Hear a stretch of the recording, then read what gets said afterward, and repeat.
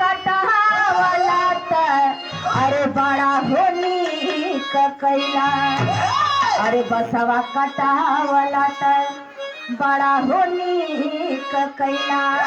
तो मोर बलमुआ हो मोर सजनवा हो मोर बलमुआ हो मड़ई छवाला जइहा मोर बलमुआ हो मड़ई